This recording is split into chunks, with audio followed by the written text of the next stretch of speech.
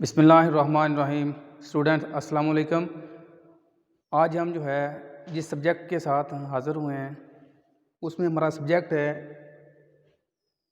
Mechanical का Mac 127 workshop practice का portion जो है मशीन शॉप हम के हवाले से है। दूसरा जो है ET 271 इलेक्ट्रिकल सेकंड ईयर और तीसरा हमारा ET MW 285 metallurgy and welding का जो है वर्कशॉप प्रैक्टिस 1 का सब्जेक्ट। तो इसके अंदर हमने जो है वो इससे पहले हमने टूल्स के बारे में डिस्कस किया था। टूल्स पढ़े थे कि कौन कौन से टूल जो हैं हम मशीन शॉप के अंदर इस्तेमाल करते हैं प्रैक्टिकल के दौरान। आज हम जो है इसका पहला प्रैक्टिकल जो है डिस्कस करेंगे कि practice of cleaning and oiling the lathe machine, कि लेथ मशीन को साफ़ कैसे करना है और इसकी जो है ऑयलिंग किस तरह से हमने करनी है। क्योंकि जब भी आप मशीन इस्तेमाल करेंगे मशीन को आफ्टर यूज़ जो है आपने अच्छी तरीके से उसकी सफाई करनी है और उसके बाद उसकी जो है ऑयलिंग करनी है ताकि मशीन जो है बेहतर तरीके से जो है अपनी वर्किंग कर सके। इसके अंदर जो है वो प्रोसीजर से जो है हम आते हैं टूल्स की तरफ, टूल्स एंड इक्विपमेंट के कौन से टूल जो है इसमें इस्तेमाल होने हैं during cleaning and oiling of lathe.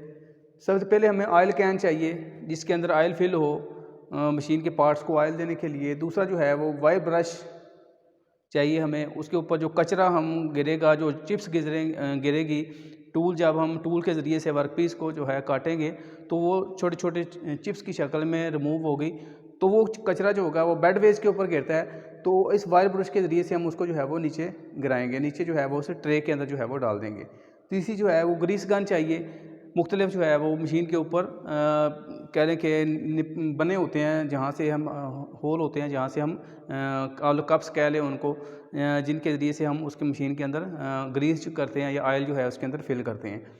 और उसके बाद आगे कॉटन वेस्ट कपड़ा चाहिए हमें उस बेड वेस्ट की सफाई के लिए और मशीनी के बाकी पार्ट्स को साफ़ करने के लिए। थिक कॉटन थ्रेड, एक धागा जो है वो चाहिए हमें कॉटन का मोटा, जिसके ज़रिए से हम जो है लीड स्क्रू जो है उसके थ्रेड्स में से जो कचरा उसके अंदर आ जाता है, उसके अंदर जो डस्ट आ जाती है उसको सफाई करने के लिए, ताकि हम उसको साफ़ करने के बाद में अच्छी तरह उसकी ऑयलिंग कर सकें।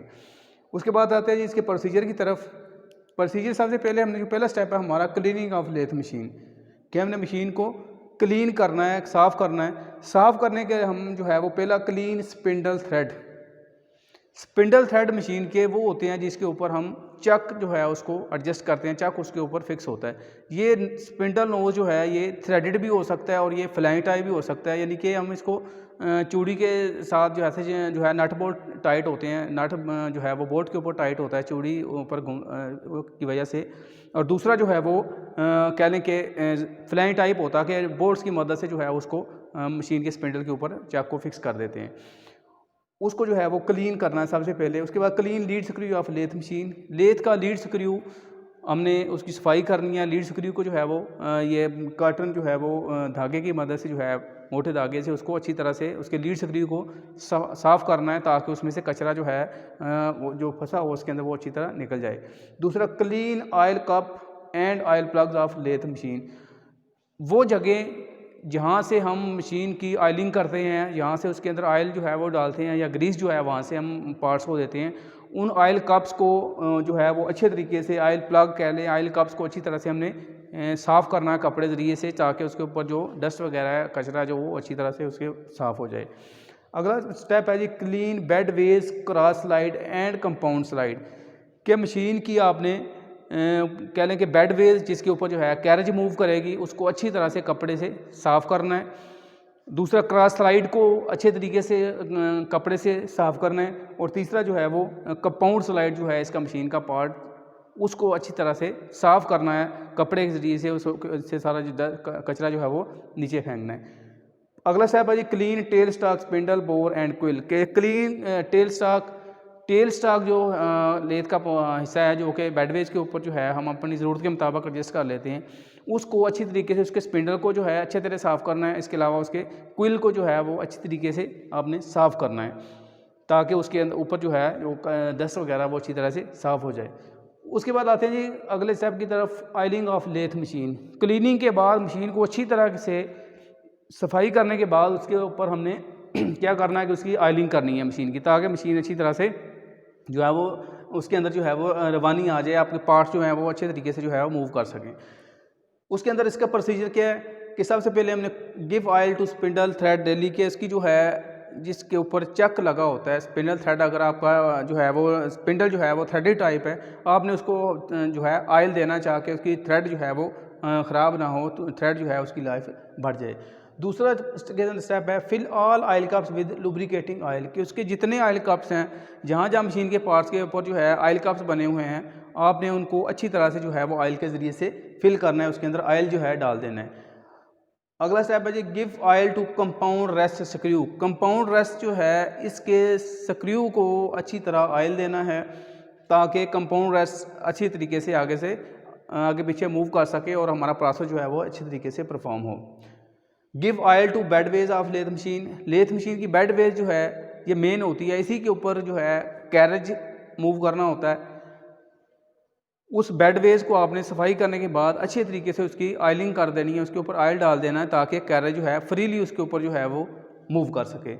Give oil to tailstock screw. Tailstock का जो स्क्रू है, जो कि टेल स्टॉक के स्पिंडल को जो है बाहर निकालता है, जिसके अंदर हम डेड सेंटर लगाते हैं, उसके पीछे जो स्क्रू होता है उसको अच्छे तरीके से उसके कप बना होता है, उसको आपने ऑयल दे देना, ताकि स्क्रू की थ्रेड जो है वो अच्छे तरीके से आगे पीछे जो है मूवमेंट कर सकें।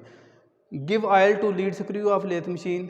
लीड स्क्रू जिसको हमने धागे की मदद से उसकी कचरा निकाला, उसमें से जो डस्ट उसके अंदर फंसी होती है, उसको निकाल के हमने बाद में उस लीड स्क्रू को अच्छी तरह से उसके ऊपर ऑयल डाल देना है, ताकि उसके ऊपर जो है वो जो भी जो है वो हम जब थ्रेडिंग का ऑपरेशन करेंगे तो उससे कैरेज जो है वो अच्छे तरीके से उससे मूव हो, और अंगेज जो है डिसंगेज जो है वो अच्छे तरीके से हो।